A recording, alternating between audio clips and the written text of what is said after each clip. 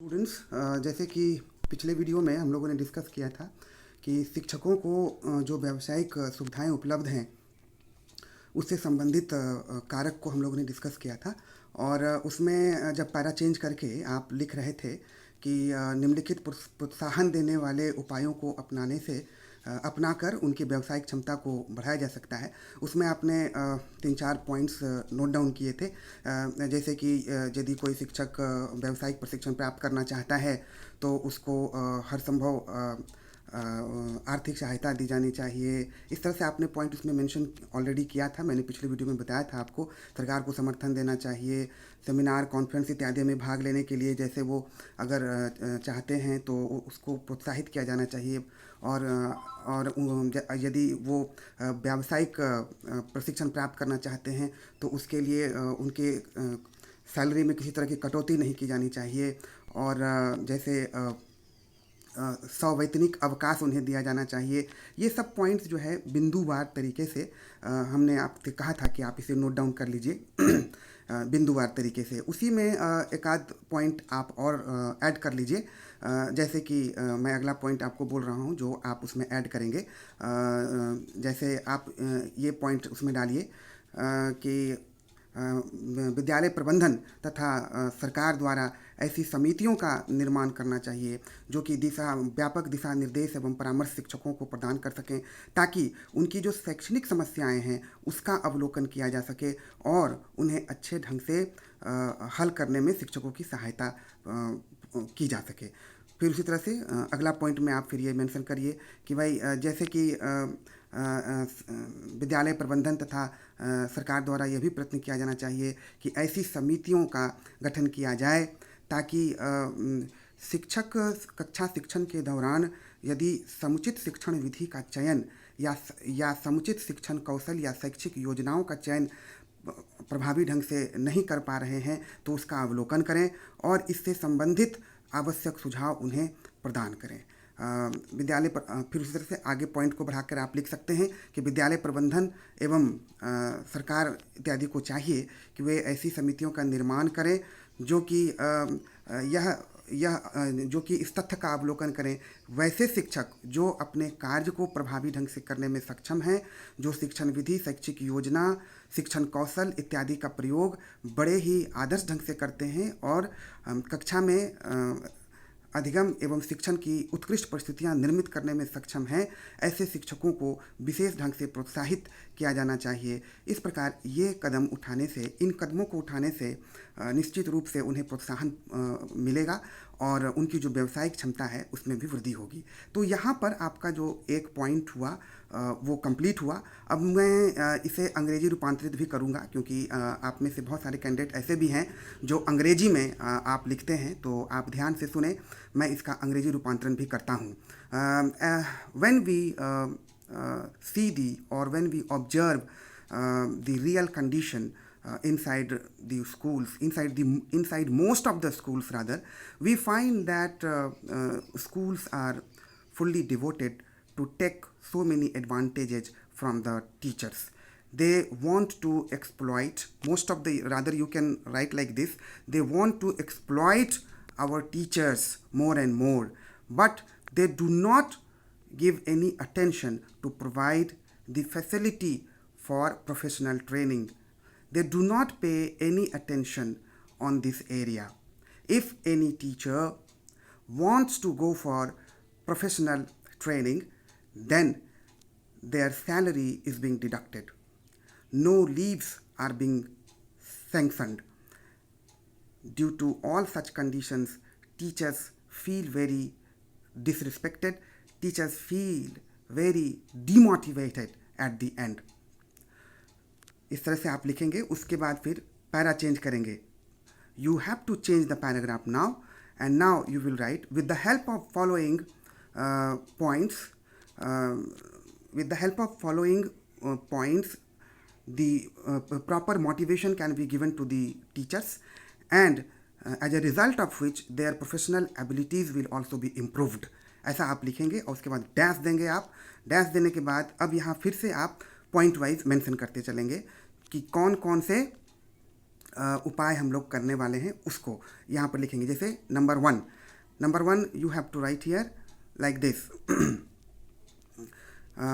If teachers want to go for professional courses, then every institution, every school should motivate them. Number one. Number two, no salaries should be deducted if teachers want to take uh, professional training so that their professional abilities should be improved. Number तीन, if teachers want to do professional training, then leave should be granted by the institution and no salary at the end should be deducted. Rather, they should be given some extra benefits to the teachers as well. Number four, to enhance their professional ability to enhance their professional abilities, teachers should be motivated to attend several seminars, conferences, workshops, etc. And for this, financial assistance should be given to them. Next लिखिएगा, the school management or the government should unanimously make such kind of committees so that the problems of the teachers can be monitored very ideally and proper suggestions should be given so that their problems can be rectified strongly. Next point, उसी में आगे बढ़ाएंगे फिर, the educational institution and the government should again have such kind of arrangements or should have a committee so that this should be monitored properly, that all the teachers are able to select their teaching methods or teaching skills or teaching strategies effectively to teach inside the classroom successfully or not. If they are failing to do that, then proper guidance and counseling must be given. उसी तरह फिर next point लिखेंगे, the committee should be formed by the institution or the government so that such teachers should be identified which are really doing well in their field. Such teachers should be motivated by the institution and the government as well. इस तरह से इन बिंदुओं को आप यहाँ पे note down कर लेंगे और अब हम लोग दूसरे पॉइंट की ओर आगे बढ़ेंगे। आपका जो दूसरा पॉइंट होगा, चूँकि हम लोग फैक्टर्स लिख रहे हैं कि कौन से फैक्टर्स हैं, तो दूसरा जो फैक्टर है वो इस प्रकार होगा, उसको आप नोट डाउन कर लीजिए। जैसे कि शिक्षकों को प्रदान किए जाने वाले सुविधाओं से संबंधित कारक, factors related to available facilities to the teachers. अब देखिए, यह जो बिंदु है, सबसे पहले मैं हिंदी में इसे डिस्कस करूंगा। ये मूलतः इस बात पर केंद्रित करेगा आपका ध्यान कि शिक्षकों को कौन कौन सी सुविधाएं प्रदान की जाती हैं और उससे संबंधित कारक क्या है, इसी पर ये फोकस करेगा। तो इसको कैसे डिस्क्राइब करेंगे उसको आप ध्यानपूर्वक सुनिए और अपने कॉपी में नोट करते चलिए। यदि हम निजी विद्यालयों एवं सरकारी विद्यालयों इत्यादि का अवलोकन करें तो हमें यह ज्ञान प्राप्त हो जाता है कि निजी विद्यालयों में काम करने वाले शिक्षकों और सरकारी विद्यालयों में काम करने वाले शिक्षकों को प्रदान किए जाने वाली सुविधाओं में विशेष अंतर पाए जाते हैं।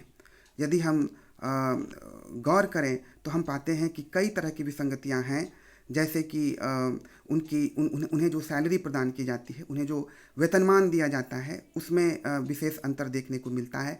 कई तरह की सुविधाएं हैं, जैसे कि जो गवर्नमेंट एम्प्लॉयज़ होते हैं, खास करके वैसे शिक्षक जो सरकारी विद्यालयों में कार्यरत हैं, उन्हें स्वास्थ्य संबंधी सुविधाएं प्रदान की जाती हैं और इतना ही नहीं बल्कि आवासीय सुविधाएं इत्यादि भी प्रदान की जाती हैं।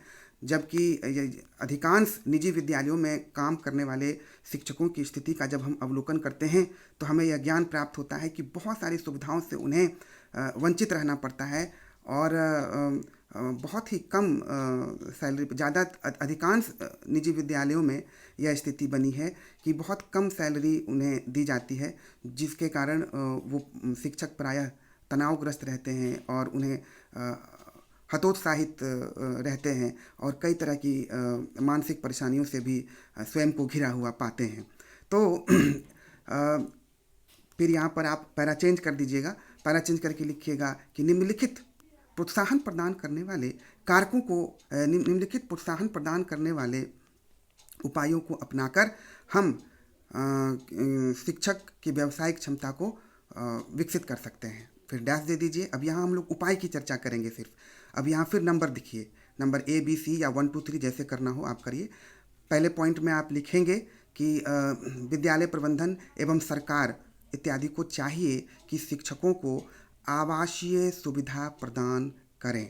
नंबर 2 अगला पॉइंट बढ़ाइए, विद्यालय प्रबंधन एवं सरकार को चाहिए कि शिक्षकों के स्वास्थ्य की रक्षा के लिए उन्हें स्वास्थ्य संबंधी कई महत्वपूर्ण सुविधाओं को प्रदान किया जाना चाहिए। जो हेल्थ इंश्योरेंस है, स्वास्थ्य रक्षा से संबंधित जो इंश्योरेंस की सुविधाएं हैं वो उन्हें प्रदान की जानी चाहिए। नंबर 3 उन्हें आवागमन की सुविधा भी प्रदान की जानी चाहिए, क्योंकि प्रायः हम देखते हैं कि जो वैसे शिक्षक जो कि ग्रामीण क्षेत्रों से काफ़ी दूरी तय करने के बाद अपने विद्यालय तक पहुंचते हैं, उन्हें प्रायः इस तरह की असुविधा का सामना करना पड़ता है। इसलिए आवश्यकता अनुसार या तो साइकिल या फिर अन्य आवागमन की सुविधा उन्हें प्रदान की जानी चाहिए। अगला पॉइंट आप लिखेंगे कि शिक्षक निजी विद्यालय एवं निजी विद्यालयों के प्रबंधकों एवं सरकार को चाहिए कि शिक्षकों को आर्थिक सहायता प्रदान करने के लिए माइक्रो फाइनेंस की सुविधा प्रदान की जाए, ताकि जब कभी भी उन्हें आर्थिक परेशानी हो तो वो इसका लाभ उठा सकें। तो और शिक्षक को, अगला पॉइंट लिखिएगा, शिक्षक को उनका जो वेतन है वो निर्धारित समय पर दिया जाना चाहिए और वेतन की विसंगतियाँ को दूर करनी चाहिए और इतना वेतन अवश्य प्रदान किया जाए निजी विद्यालयों द्वारा भी, ताकि उनकी सभी मूलभूत आवश्यकताएं पूरी की जा सके। तो इस तरह जो है आप यहाँ पर सुझाव के रूप में सारे बिंदु को यहाँ पर आप लिख दिए। अब इसी का मैं आपको अंग्रेजी रूपांतरण करके भी दिखाऊंगा।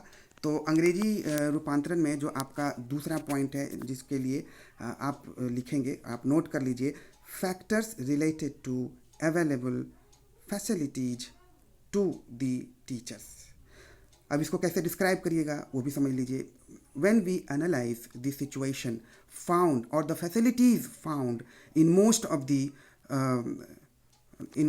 the schools, whether such schools are belonging to private institutions or something similar institutions, we find that when we do the comparison between the facilities that a permanent school teacher gets and a teacher who is working in private school is getting, there are so many differences in between these two.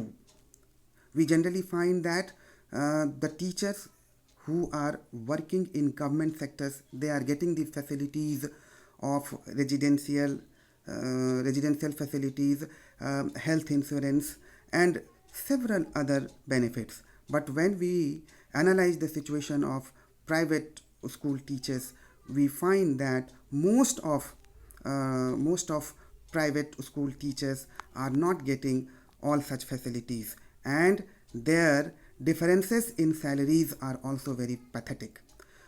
तो इतना लिख करके आप फिर यहाँ paragraph change करेंगे। with the help of following points we can provide, with the help of following methods we can provide required motivation to our teachers, and with the help of these points their professional abilities will also be improved. ऐसा करके आप लिखेंगे और यहाँ dash दे देंगे, और dash देने के बाद फिर यहाँ पर कौन कौन से आप सलाह देंगे ताकि उन्हें प्रोत्साहन भी मिले और फिर उनका जो व्यावसायिक क्षमता है वो भी सुदृढ़ हो, व्यावसायिक क्षमता में भी विकास हो, उन बिंदुओं को अब आप यहाँ पर बारी बारी से लिखेंगे। तो पहला लिखिए, जैसे कि residential facilities should be provided to our teachers by the institution and the government. Number one. Number two, to protect the health of the teachers, facility of health insurance should be given. Number two. Number three, transportation facilities should be given to our teachers, so that those teachers who are coming from far distances in rural areas, they can easily reach the school. Number four, facilities of microfinance should be given to our teachers by the institution or the government, so that they can tackle their economical problems so well. So all ये इस तरह के आप बिंदुओं को यहाँ पर note down कर लेंगे। तो निश्चित रूप से इन बिंदुओं के माध्यम से उन्हें मोटिवेशन प्राप्त होगा और उनकी जो व्यावसायिक क्षमता है वो भी समृद्ध होगी। तो इस प्रकार से इस वीडियो के लिए इतना ही। अब अगले वीडियो में हम लोग फिर अगले पॉइंट को डिस्कस करेंगे। बहुत बहुत धन्यवाद। Thank you.